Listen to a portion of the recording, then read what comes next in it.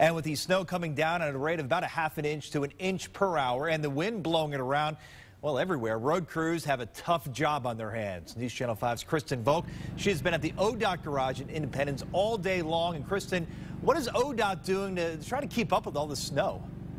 Yeah, they're trying to keep up with it, and it is pretty quiet around here right now. No trucks coming in to reload, but you know what? That's a good sign because that means crews are out there trying to get these roads as clear as possible. Actually, more than 300 crews are going across northeast Ohio, salting the roads, plowing them. And it's not just the crews who are busy, also the mechanics. ODOT tells me that there are plenty of mechanics on hand to service these trucks, which are really working around the clock to make sure that these roads are as clear and safe as possible.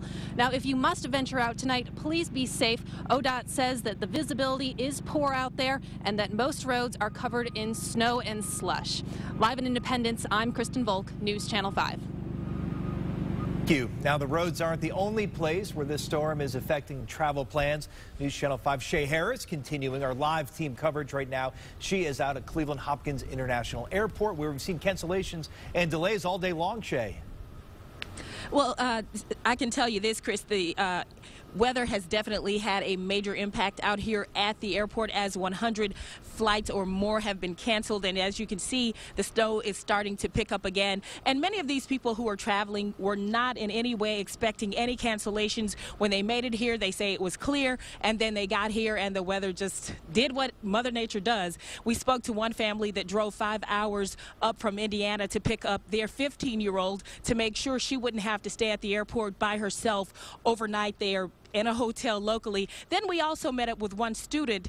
His name is Brian Savorska, and he is was on his way to Africa today, but his flight has been canceled and he's having to wait, and he's lamenting it.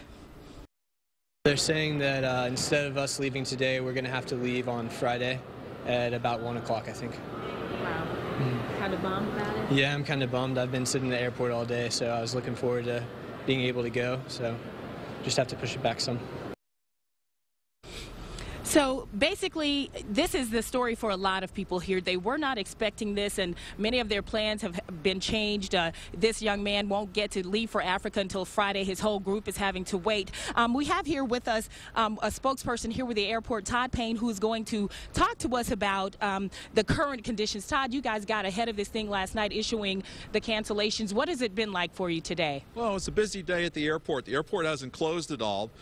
We spent a lot of time communicating to passengers about the availability of their flights, whether the flights were traveling or not. You know, over 100 flights, as you mentioned earlier, were canceled today. About 60% of the service between noon and now were canceled. But the airport's open, and we actually have flights going out tonight, particularly some of the longer haul flights to Florida and California are going out as scheduled tonight. Okay, Todd, there are people who are concerned about these cancellations and whether or not the fees will have to go to them. Will you kind of explain to them how that will work for them? Sure. In most cases, when you have weather like this, and in this case also, the airlines will waive the change fees. For that matter, if you're on a flight that's scheduled to go out tonight and you can't make it here, you can call the airline and they'll rebook you without a change fee. Okay. Now talk to us about normalcy. When do you think we'll be back to normal around here? Well, we're hopeful, and according to the airlines, we'll be operating full flight schedules tomorrow. Now, unfortunately, for the folks who may have had their flights canceled or their itineraries postponed, that may be a challenge because, you know, with the holidays, a lot of the flights are full. So you'll find that some of the folks who are traveling who couldn't get out today may be going out a day or two later from now. Okay. So the bottom line is you definitely have to check online with your airline to make sure whether or not your flight is canceled, because right now that's kind of iffy. They cannot tell you just outright that your flight, if the flight has been returned to normalcy, that you will get on that flight. So just keep checking online to make sure you haven't been bumped from a flight. For now, we're live online. We're live here at the airport. Shay Harris, News Channel 5.